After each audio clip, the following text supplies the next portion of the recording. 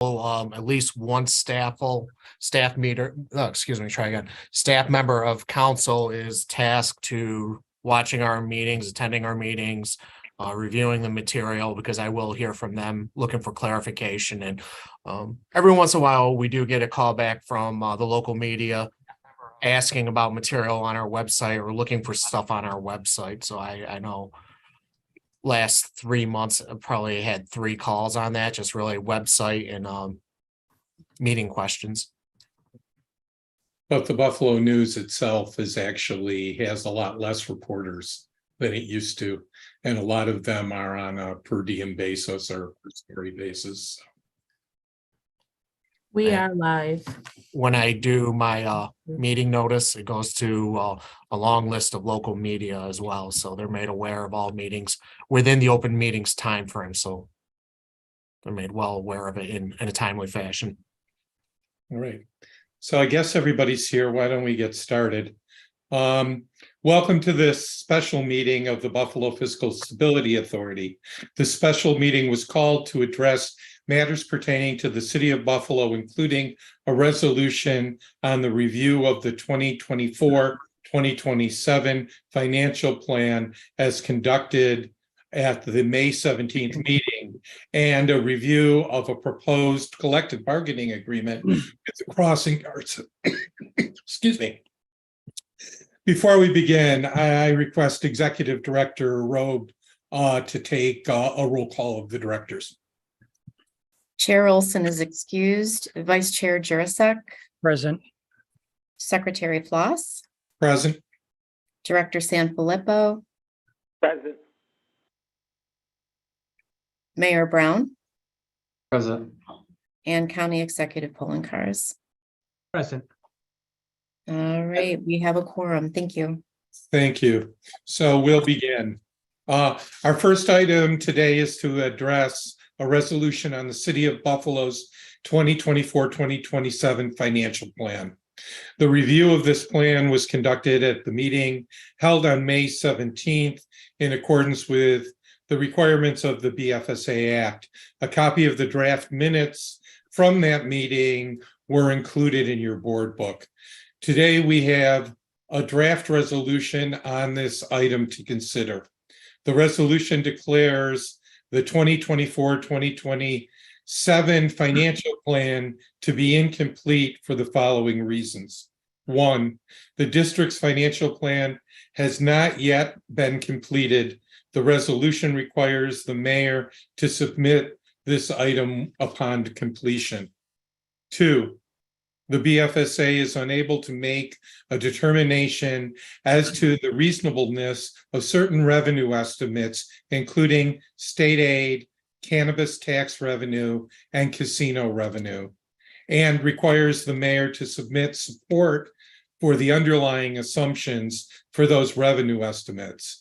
And 3, the financial plan includes federal stimulus revenue in excess of the current approved ARPA spending plan. The resolution requires the submission of a revised and approved ARPA spending plan that is consistent with the financial plan. We are aware that this item is in the process of being finalized. The resolution provides a deadline for the submission of these items of June 12th. May I have a motion to approve this resolution? So moved. Jeanette, thanks. Second, Andy? Thank Seconded. you. Are there any questions or comments? Jeanette, would you like to add anything? I would add that we've been working with Delano and his office and getting through these items, and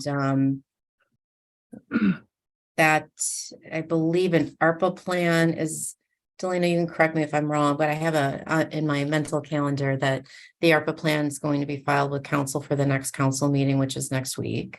Correct. Yeah, the goal right now is to finalize the amendment to the original ARPA spending plan. We were trying to get it for last week, but we weren't able to get the spending plan, as far as the movement, or how we're gonna move funding around. So we know we have to file with council by Thursday, 2 p.m. So the goal is hopefully Thursday by 2 p.m. that we can have a revised spending plan, which will account for the additional lost revenue, additional 50 million that we included in our 4-year plan. And then just speak to a couple other items in regards to state aid. The goal was to work with the state over the next year to hopefully increase our state aid. I know the mayor has been in contact with the governor's office. We know state aid has been flat since 2012, where the city has been receiving 161 million, the same. We just want to show in regards to inflation that hopefully that they will increase it. So that's why we felt comfortable increasing the state aid payments for fiscal year 25, 26, and 27. And then third, in regards to cannabis, there's no true data. I mean, we're going off of information that we receive, what they expect the city, what the city will receive in cannabis tax sales. But we're hoping as we get more data and we get more licenses out, that we do collect. But I think we included in a budget of $3 million. So we will track, and actually we're going to work with council and provide that data to them monthly in regards to cannabis tax revenue. Okay, do you have anything else you want to say about the motion? No. Okay. I just want to make sure. Is there anyone else that has a comment? Delano, this is Jeanette. You said the mayor's in touch with the governor's office in regard to state aid.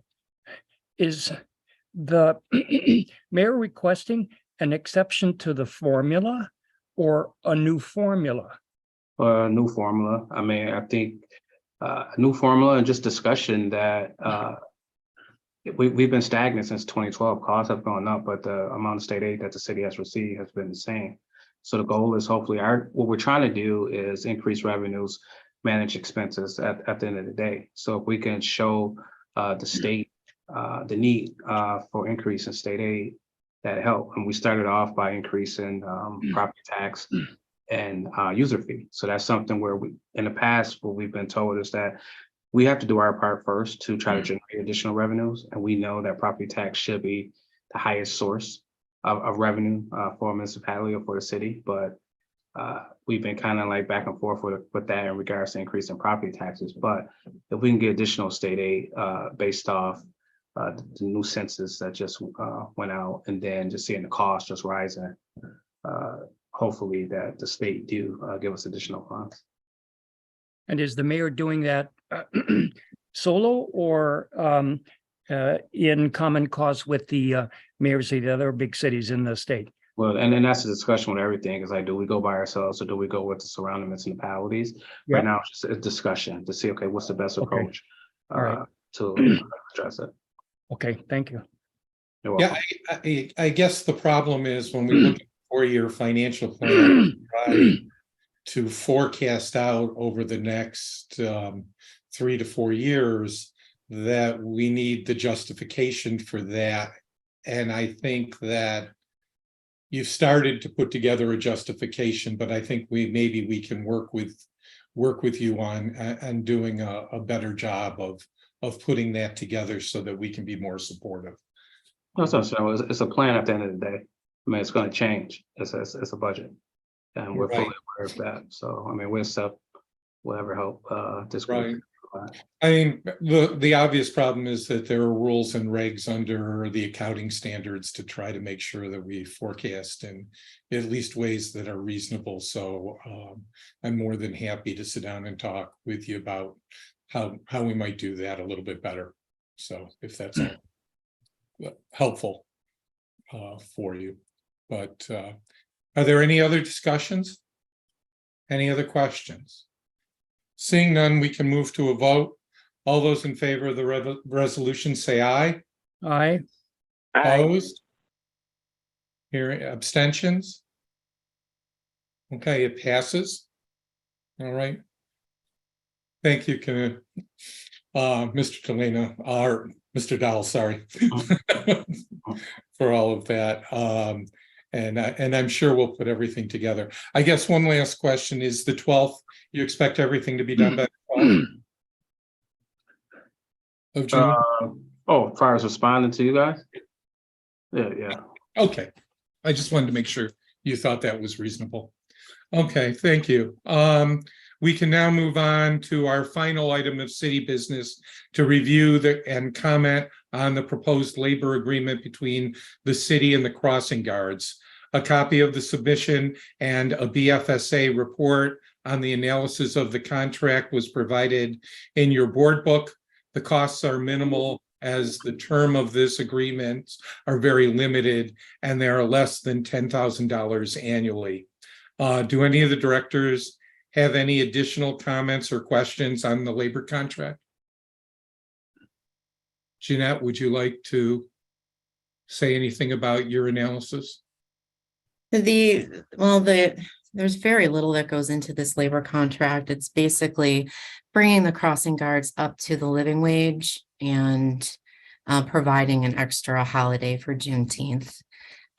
So minimal terms, very minimal costs. And we're able to take any questions that anybody may have. Thank you.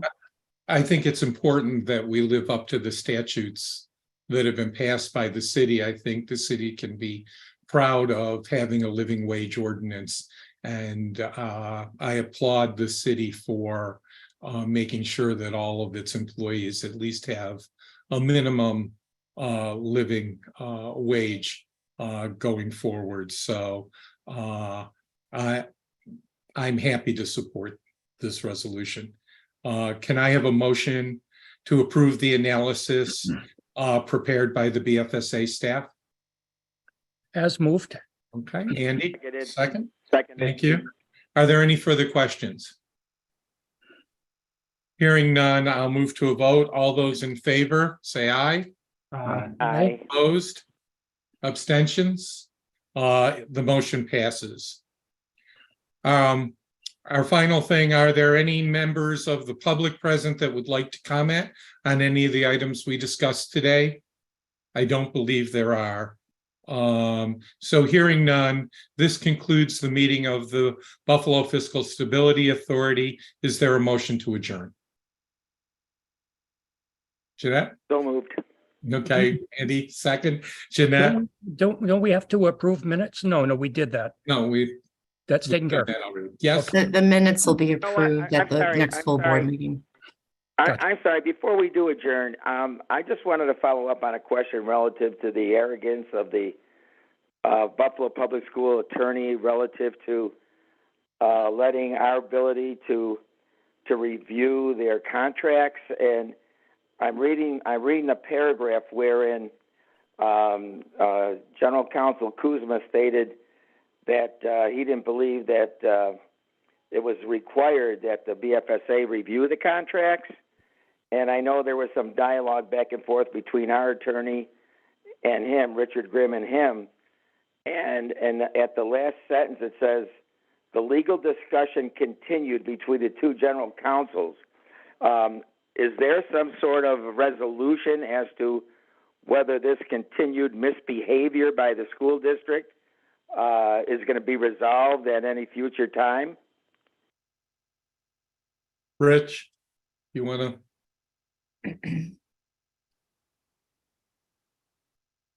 You're muted, Rich. Sorry about that. No problem. At this point, I think it's just a difference of opinion in reading the statute. And I disagree with Mr. Kuzma's reading of the statute, but I understand that the language is not as clear and unequivocal as maybe we would like. So we still believe that the BFSA contracts need to be reviewed and commented on by the BFSA. Nate just has a different opinion on it, and it's unfortunate because I think we could probably help in some circumstances and act, kind of work cooperatively with them and maybe even assist them in some manner. So there's not much of an ongoing. I think the respective parties have kind of staked their positions, and that's where it's at right now. Well, you know what? Why don't we take a stronger position and maybe reach out to the state of New York as to whether it's the state comptroller or whether it's the legislature or the law department in Albany as to what the actual interpretation should be. I think maybe not. I think leaving it alone allows for further.